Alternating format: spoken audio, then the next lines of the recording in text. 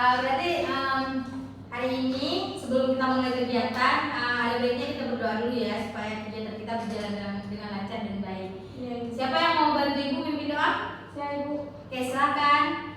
Teman-teman, sebelum kita mengawali kegiatan hari ini, kita berdoa terlebih dahulu ya. Berdoa dimulai. Berdoa selesai. Oke, terima kasih Ayu. Semoga dengan berdoa tadi kegiatan kita hari ini berjalan dengan lancar dan teman-teman juga dapat manfaat dari kegiatan hari ini ya guys. Nah, teman-teman, kita hari ini tahu nggak mau ngadain kegiatan apa? Nggak tahu. Mau belajar ya, benar, kita mau belajar. Tapi kegiatannya nggak tahu ya namanya apa. Oke, kita hari ini mau ngadain kegiatan bimbingan klasikal. Teman-teman tahu nggak sih apa itu bimbingan klasikal? Belum tahu. Belum tahu ya. Nah, sedikit ibu jelaskan ya, bimbingan klasikal itu adalah suatu layanan dalam bimbingan konseling yang yang dilakukan secara tatap muka dan juga dalam kelas besar ya. Nah, terus tujuannya itu untuk menambah wawasan, pemahaman teman-teman tentang materi yang akan kita bahas. Nah, hari ini kita akan bahas materi tentang, coba baca rame-rame. Yuk kenali bakatmu mulai dari sekarang. Hari ini kita akan bahas tentang ini. Teman-teman tahu gak sih apa itu bakat? Minat potensi. Betul. Potensi ya, betul sekali kata teman kita. Bakat itu adalah potensi. Yang lain ada yang bisa jawab nggak? Bakat itu apa? Kemampuan mandiri Bu. Ya betul. Yang lain? Ada lagi? Bakat itu kelebihan. Benar, kelebihan. Oke, terima kasih yang sudah menjawab. Beri aplaus dulu. Nah, sebelum ibu lanjut menjelaskan, kita nonton video dulu ya guys. Oke, kita mulai menonton ya teman-teman. Lihat.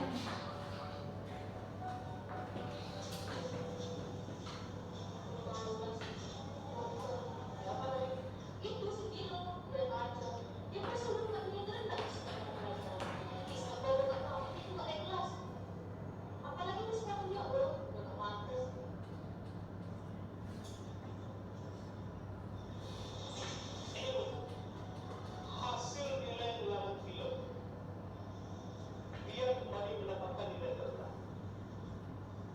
Saya juga tak habis pikir memikirkan. Sebaiknya ibu harus ekstra demikian.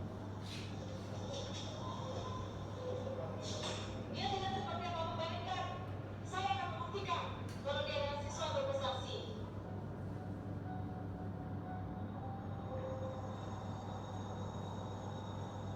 Hasil belajar film akan sedikit berubah. Itulah alasannya saya memulai sekolah. Nilainya paling rendah di antara teman sekelasnya. Saya tahu semenjak terjun ibunya, Vilo sering melamun dan tidak bersemangat dalam belajar. Jadi saya minta tolong kepada Bapak supaya memotivasi dan memberikan semangat belajar kepada Vilo. Jawaban kamu bagus ya?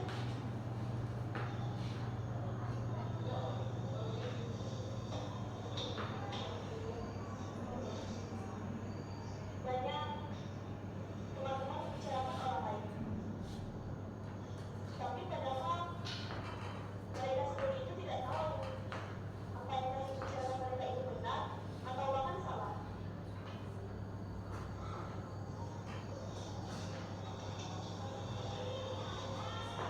Kelebihan dan kekurangan seseorang itu terkadang dia sendiri tidak bisa memahaminya.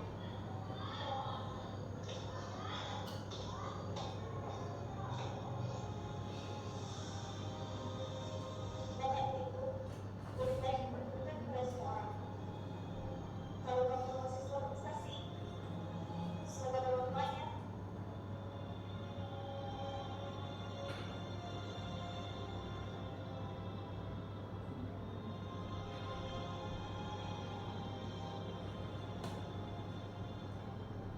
Ibu nggak tahu apa kalau sosok ibu dan saya adalah penyemangat. Tapi sampai kapan kamu akan seperti ini?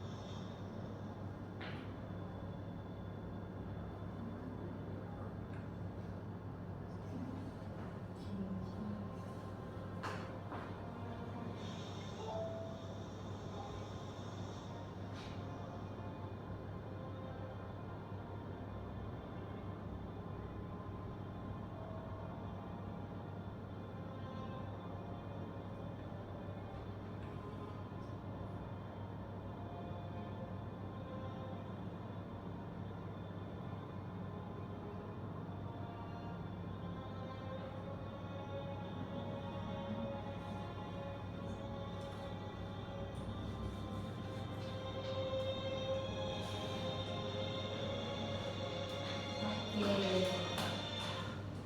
Baik. Nah, tadi kan teman-teman udah nonton video nih. Dari video tadi teman-teman bisa nyimpulin apa sih? Coba, siapa yang mau nyimpulin? Oke, bisa.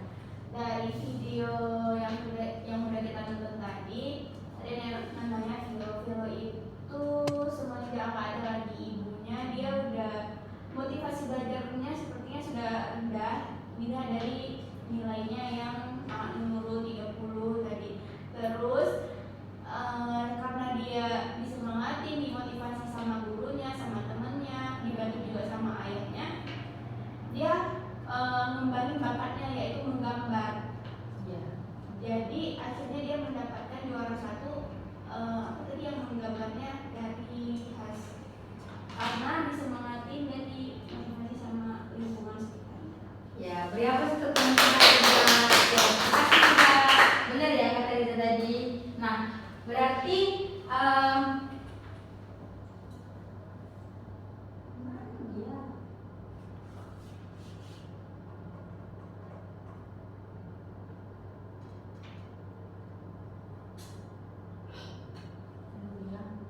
Susah ya. Potongan di sini. Oke, nah berarti di situ kalau misalnya di video itu ya, kalau misalnya kita tuh kurang semangat, berarti itu bisa menunjukkan juga tentang bakat kita yang kita pendam-pendam itu jadi kayak makin dipendam gitu. Kayak kita tuh harus ada semangat juga dari orang sekitar kita. Karena biasanya kayak Vilo tadi di film itu, Vilo itu kurang semangat dari orang tuanya, dari ibunya. Jadi pas udah ada semangat dari temennya, gurunya, dan orang-orang sekitarnya, dia jadi semangat lagi untuk mengembangkan bakatnya. Nah, sekarang kita masuk ke mengenali bakat menggunakan teori Holland. Nah, ini bilangnya pandai. Riaset ya. Singkatan dari ini. Dalam teori Holland ada namanya Riaset. Nah, baik. Sini dalam teori Holland ini ada namanya Riaset, yaitu realistik, investigatif, artistik, sosial, interpreting, dan konvensional. Nah, apa sih itu realistik? Kita masuk ke realistik dulu ya guys, teman-teman. Nah, realistik itu orang dengan jenis kepribadian realistik, menyukai pekerjaan yang terbilang rumit dan membutuhkan ketelitian. Nah, mereka kurang menyukai bidang pekerjaan yang melibatkan dokumen atau kerja sama tim. Jadi teman-teman nih, ada nggak sih yang nggak suka apa ya? Nggak suka pekerjaan itu yang melibatkan dokumen-dokumen kayak ngerti-ngerti gitu, buat laporan gitu. Ada nggak sih dari teman-teman? Kalau saya nggak suka buku, Nah, kenapa nih alasannya? Riza sama Ayu nggak suka? terlalu ribet. Terlalu ribet. Oke. Nah, selanjutnya kita ada contoh karir yang sesuai sama realistik tadi nih. Yang pertama itu ada bidang seni, terus teknologi, bidang teknologi. Nah, bidang mesin, bidang teknisi, bidang transportasi, dan bidang sains. Oke. Nah, dari teman-teman ada nggak sih yang mau jadi yang mau karirnya tuh di bidang ini? Ada bu, Ada nggak? ada bu. Nah, Bidang mesin. di bidang mesin ya. Oke, bagus sekali ya. Nah, selanjutnya itu ada investigatif. Nah, orang yang dengan kepribadian investigasi ini menyukai pekerjaan yang berkaitan dengan ide, pemikiran itu tuh untuk mencari apa ya, fakta dari suatu masalah. Nah, mereka tidak menyukai aktivitas fisik atau jabatan yang mengharuskannya mengatur orang lain. Di sini ada nggak sih yang nggak suka jadi bos gitu, yang kayak mau merintah gitu, ada nggak? Ada. Oke, ada yang enggak ya. Nah, selanjutnya itu ada karir yang sesuai di bidang ini. Nah, yang pertama itu ilmuwan, yang kedua peneliti, yang ketiga dokter, ada ahli statistik, dan yang terakhir ada analisis data. Oke, sini ada teman-teman yang mau karirnya atau yang cita-citanya jadi ilmuwan, peneliti, dokter.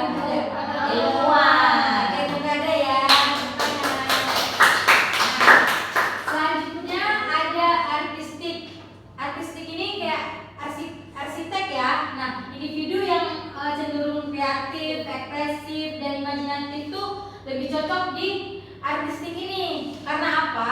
Mereka itu mempunyai karir tuh yang sesuainya kayak seniman, penulis, terus desain grafis, musisi. Mereka tuh lebih kayak suka yang kreatif gitu. Ya teman-teman, ada yang kreatif nggak? Yang aktif gitu, yang suka desain, suka seniman, nulis? Ada.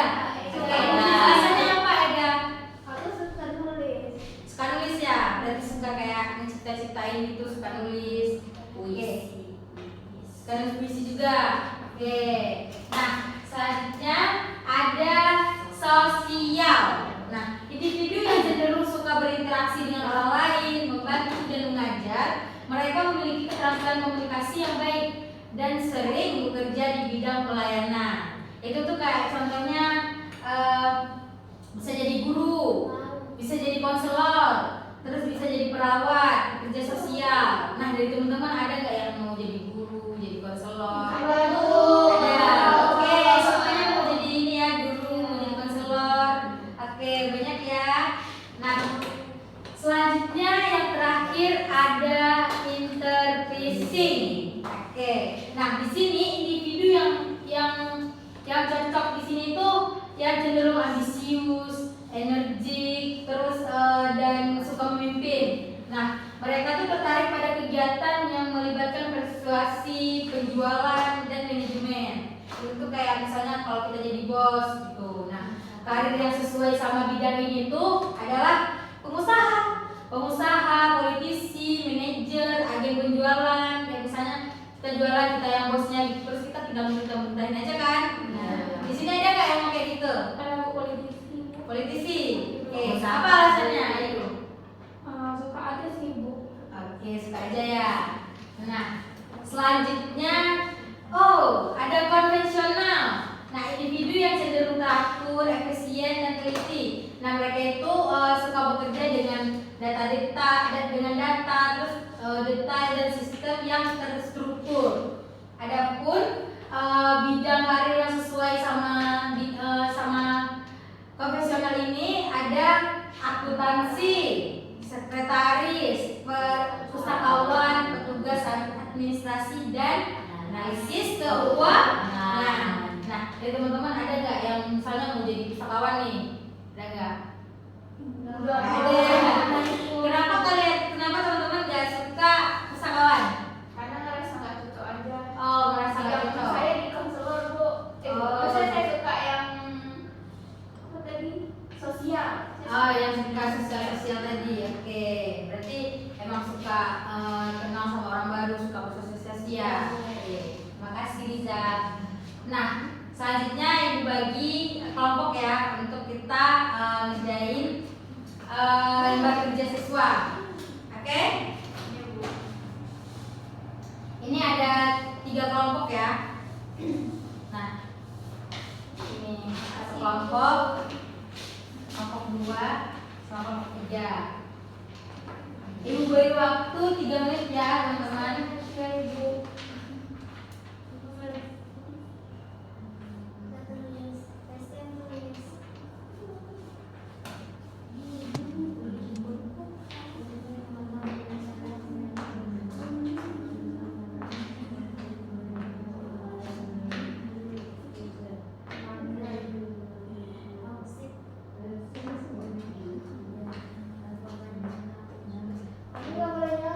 Ibu nomor 1 ini maksudnya di mana ya, Boy?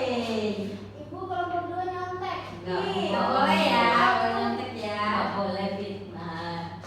Bu, nomor 1 ini maksudnya gimana ya, Bu? Ini tuh gini. Jadi ibu diisi di sini. Ya, diisi Kalau udah aja. selesai dikumpul ya. Ya, sudah? Sudah. Bikin lagi Sudah. unik lagi.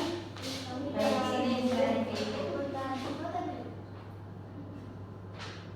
Terima kasih. Udah selesai, Bu. Kita Kelompok duluan. 1. Iya. Terima kasih teman-teman. Oke, nah kita nih udah dari tadi bahas materi dulu ya. Bosen gak sih? Bosen. Sekarang kita ice breaking dulu. Yeay.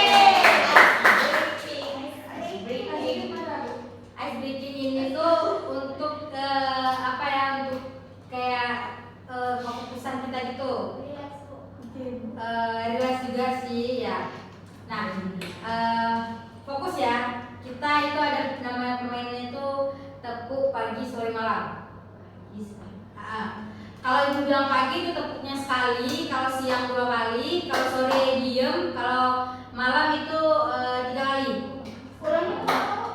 Kalau pagi itu sekali, kalau siang 2 kali, kalau ibu bilang sore itu nggak tepuk diem, yang kalau ibu bilang malam itu 3 kali. Bisa? Bisa. Kita mulai ya. Iya. Nah, pagi, ya. Sore, malam, sore. Fokus, sekali lagi ya, fokus. Pagi, siang, malam, sore. Ya, nah, nggak kerasa ya kita udah di ujung kegiatan nih, di penghujung kegiatan sudah mau berakhir. Tadi juga ibu sudah membagikan lembar tugas, lembar kerja siswa ya. Nah, selanjutnya itu ada yang bisa nyimpulin nggak dari kegiatan kita, dari dari materi tadi, ada yang bisa nyimpulin nggak nih? Oke, Ayu silakan. Yang dapat Ayu simpulkan Bu, kan ada 6 tipe kepribadian tadi. Jadi kita tuh harus tahu kita tuh ada di tipe kepribadian yang mana, dan kita tuh bisa menentukan pilihan karir kita ke depannya gitu. Oke, terima kasih Ayu. Benar ya Kak Ayu, terima kasih.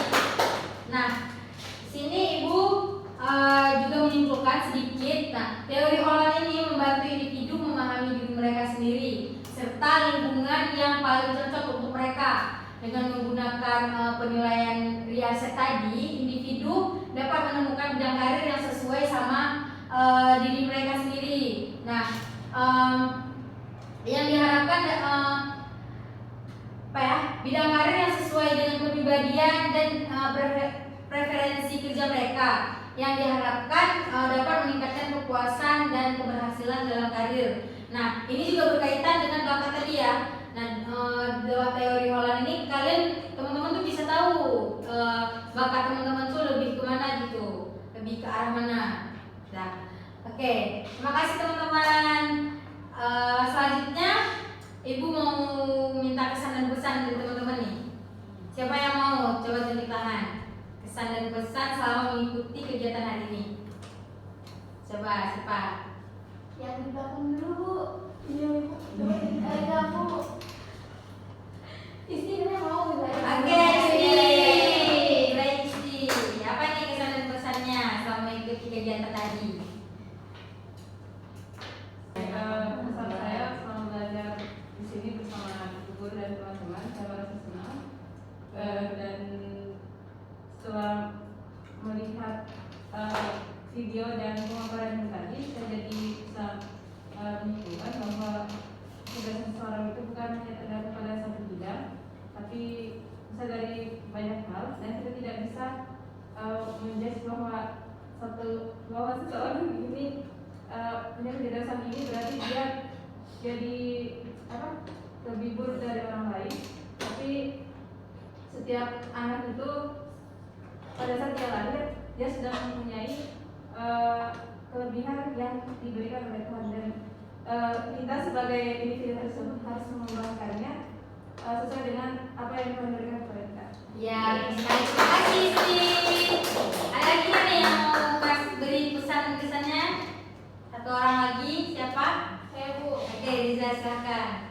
Pesan saya yang mengikuti perbedaan sama Ibu hari ini sangat menyenangkan, seru karena saya mendapatkan banyak ilmu baru. Terus saya dapat memahami banyak hal. Salah satunya tadi saya tahu bahwa saya itu masuk ke sosial, saya sukanya ke sosial, itu di bidang konseling. Pesan saya Pesannya apa nih? pesannya kepada diri saya dan juga kepada teman-teman semua di sini untuk mencari tahu kemana bakatnya, arahnya kemana dari riaset tadi tuh